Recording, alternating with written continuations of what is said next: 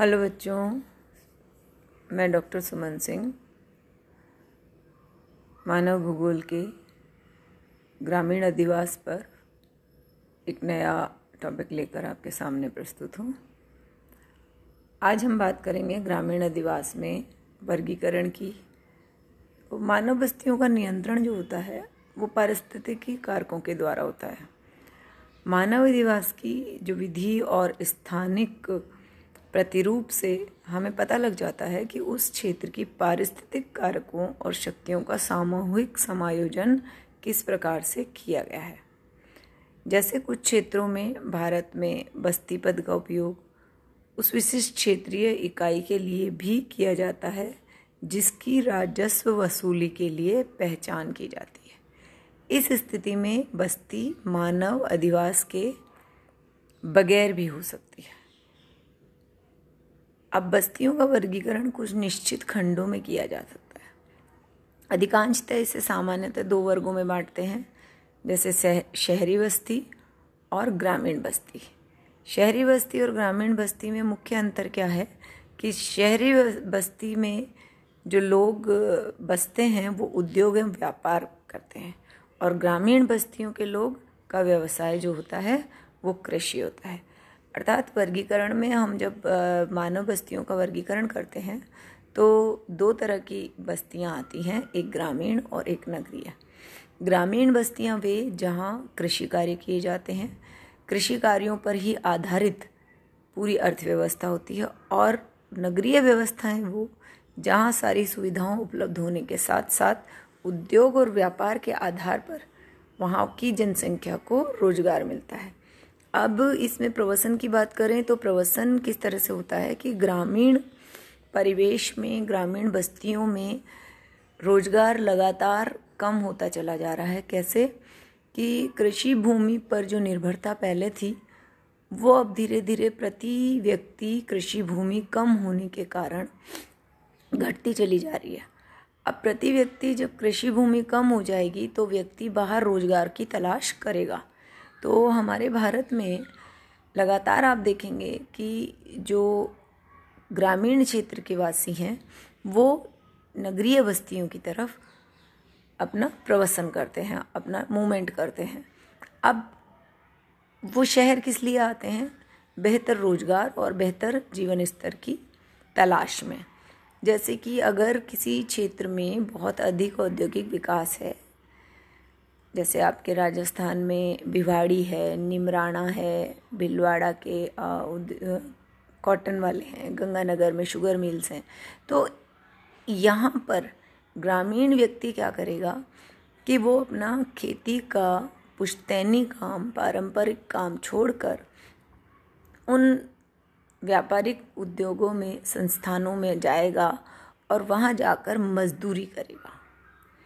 अब जब वो मजदूरी करेगा धीरे धीरे उसको शायद समझ आएगा, उसके बच्चे धीरे धीरे वहाँ पढ़ेंगे धीरे धीरे, तो वो क्या होता है कि ये प्रवासन पहले तो होता है अस्थायी, जब व्यक्ति गांव से रोज आ जाता है, मिल या फैक्ट्री में काम करके वापस अपने गांव चला जाता है। दूसरा होता है स्थायी, जब व्यक्ति गांव से शहर आता है और फिर उन्हीं शहरी व्यवस्थाओं में ढलते हुए अपने पूरे परिवार को वहीं शिफ्ट कर लेता है और वहाँ शिफ्ट होकर वो एक बेहतर भविष्य की कल्पना करता है। आप लगातार शहरों में इस तरह की नई विकसित कॉलोनियाँ, बस्तियाँ देख सकते हैं जो केवल व्यापार पर आधारित हैं, आपके व्यापारिक श्रम पर आधारित है। अब आपको बस्तियों में जो मकान और आश्रय या झोपड़ियाँ जो भी होती हैं वो पारस्परिक दूरियों के आधार पर, या जैसे सम्मिलित बस्तियां भी अपगंडित। भाई इसमें क्या होता है कि बस्तियों में जो मकान और झोपड़ियां बनाई जाती हैं वो या तो होंगी पारस्परिक दूरियों के आधार पर कि एक मकान छोड़ के दूसरा मकान कितनी दूर है। दूसरा जो सम्मिलित बस्ती होती है, तो सम्मिलित बस्ती में क्या करेंगे आप, जहाँ एक निश्चित दूरी पर मकान बने हुए हैं और जिसमें बिखरे हुए अलग अलग दूर दूर बने हुए हैं और कोई सिमिलरिटी नहीं है, कोई वो नहीं है जिसको जहाँ जगह मिली उसने घर बना लिया, वो अपखंडित बस्तियाँ।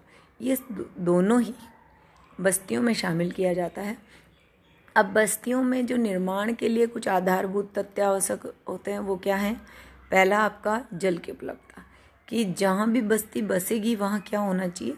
जल की उपलब्धता होनी चाहिए, जल प्रॉपर मात्रा में हमें मिलना चाहिए। फिर खाद्य आपूर्ति, खाद्य आपूर्ति में यही है कि आपको जो वहाँ पर आप गए हैं, आप जो कार्य कर रहे हैं, आपको इतना, अगर आपको मनी भी मिल रही है और उसके बाद भी वहाँ खाद्यान्न उपलब्ध नहीं है तो वहाँ पर बस्ती नहीं बसेगी। तो खाद्य आपूर्ति होनी चाहिए। फिर मकान निर्माण के लिए आवश्यक वस्तुएं या आवश्यक सामग्री जो चाहिए, जैसे ईंट, बजरी, रोड़ी, श्रमिक, सभी चीज़ें आपको वहाँ पर मिलनी चाहिए, तभी आप वहाँ मकान बना पाएंगे। और सबसे महत्वपूर्ण, प्राकृतिक आपदा वहाँ पर नहीं होनी चाहिए, क्योंकि जहाँ लगातार बाढ़, अकाल, इस तरह की स्थितियाँ रहती हैं, भूकंप आता है, तो वहाँ पर व्यक्ति अपना निवास बनाने से बचता है। वहाँ कोशिश करता है कि मैं ऐसे स्थान पर निवास ना बनाऊं जहाँ की साल 2 साल में, 5 साल में उसके मकान ही सुरक्षित हो जाए। और अंतिम है वहाँ मनुष्यों की जो सामाजिक व्यवस्था है, वहाँ युद्ध, झगड़े, धार्मिक आधार पर, जातीय आधार पर संघर्ष नहीं होने चाहिए, क्योंकि ये भी बहुत आवश्यक है। सुरक्षा, जिस भी एरिया में अंतर्राष्ट्रीय लेवल पर या राष्ट्रीय लेवल पर जातीय आधार पर, धार्मिक आधार पर हमेशा लड़ाइयाँ होती रहती है, वहाँ पर मानव बसने से बचता है, वहाँ मानव नहीं बसता है। ग्रामीण बस्तियाँ सामान्यतः कृषि पर आधारित होती हैं। अच्छा, कुछ बस्तियों में मत्स्य पालन, जैसे कि आप देखेंगे तटीय क्षेत्रों में जो बस्तियाँ बसती हैं वो ज़्यादातर मत्स्य उद्योग के कारण होती है, मछली पालन में होती है। कुछ एरिया ऐसे होते हैं जहाँ पर खनिज मिलते हैं, तो जब खनिज मिलेंगे तो वो खुदाई के आधार पर बस्तियाँ बस जाती हैं। जैसे आप देखेंगे छोटा नागपुर का पठार, सिंह भूमि, ये इस तरह की चीज़ें हैं। यहाँ पर देखेंगे तो जो बस्तियाँ बसी हुई हैं उन्हें सिर्फ खानों की खुदाई के लिए ही श्रमिक वहाँ पर रहते हैं, लेकिन ये गतिविधियाँ थोड़ी सी सीमित हैं। जबकि कृषि कार्य बहुत ज़्यादा हमारे देश में होता है, तो ज़्यादातर बस्तियाँ जो हैं वो कृषि कार्यों के ऊपर आधारित होते हुए बसती है। अब ग्रामीण बस्तियों को 3 प्रकार में बांटा गया है। पहला आपका परीक्षित या एकाकी, यानी आपकी, जैसे आपका कोई एरिया है जहाँ आपका खेत है और आपने वहीं मकान बना लिया, तो खेत में जो मकान बनेगा वो दूर दूर तक दूसरे खेतों में नहीं होगा। या हर एक व्यक्ति अपने खेत में मकान बनाए, तब भी खेत क्या होता है, कई बीघाज में होता है, तो वहाँ पर आपका अकेला अकेला मकान होगा। दूसरा होता है सघन बस्ती। सघन बस्ती में आपके पास मकान बनते हैं किसी।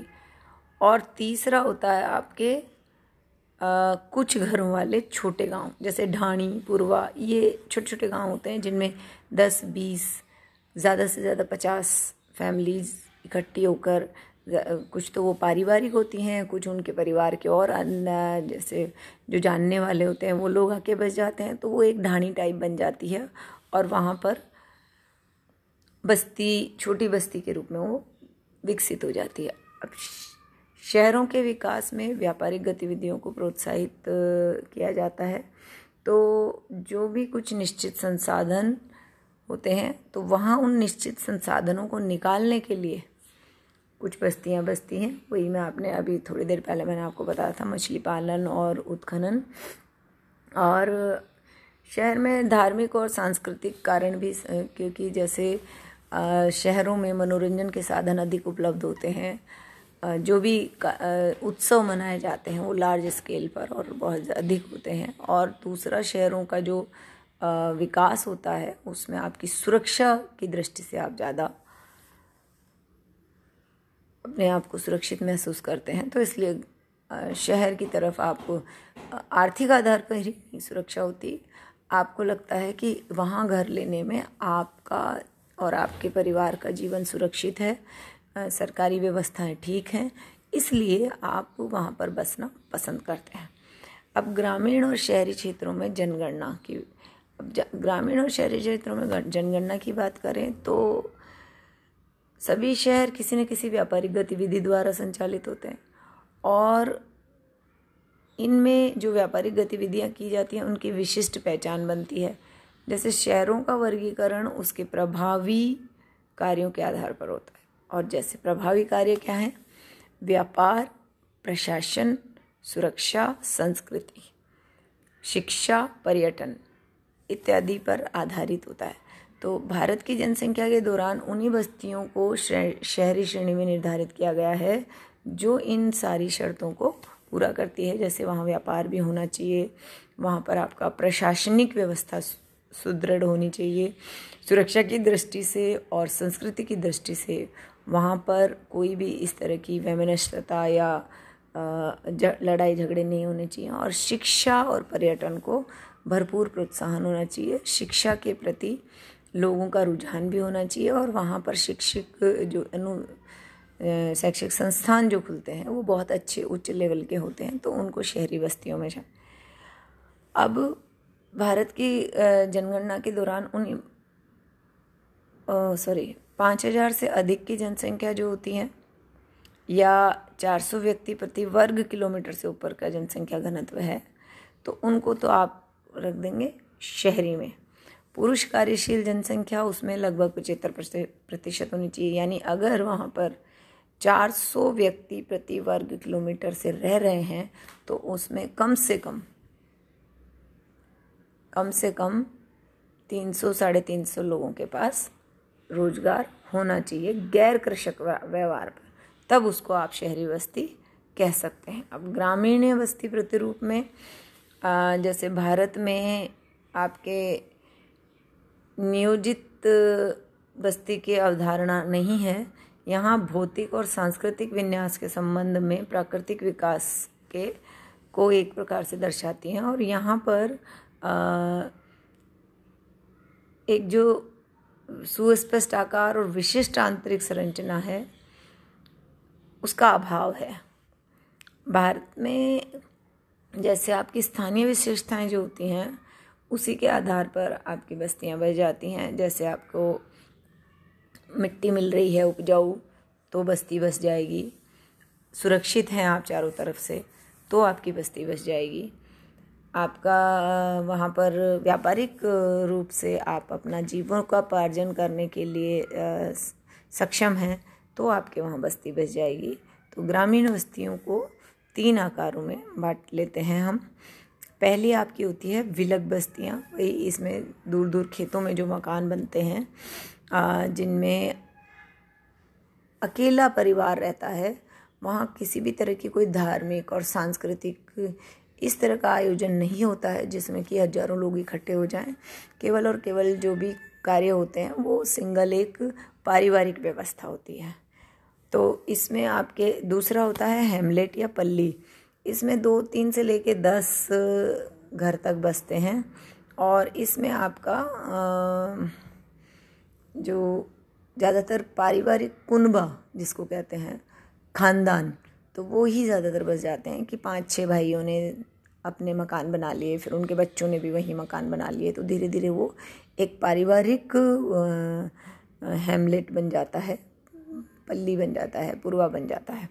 फिर इसमें गांव में कुछ बेसिक सुविधाएं होनी चाहिए, जैसे पंचायत के आधारित, फिर थोड़ा आपकी सड़कें ठीक होनी चाहिए धार्मिक स्थल पर, और वहाँ पर आपके व्यापारिक और सांस्कृतिक कार्यक्रम होने चाहिए, उत्सव मनाए जाने चाहिए। इसमें आपके जो भी आवास बसते हैं उनका प्रतिरूप अलग अलग होता है, किसी न किसी रूप में चौकोर, गोल, रेखीय, कई तरह के आवास बसते हैं। तो गांव में आवास गृहों के साथ साथ सड़क व्यवस्था, थोड़ा सा सरकारी व्यवस्था, खेत, ये धार्मिक और सांस्कृतिक उत्सव, इस तरह की सारी चीज़ों में जो सम्मिलित होते हैं उसे आप ग्राम की श्रेणी में रख सकते हैं। अब इसके बाद मैं आपको ग्रामीण प्रतिरूप समझाऊंगी। कुछ समझ नहीं आया हो तो आप लोग मुझसे बात कर सकते हैं। धन्यवाद।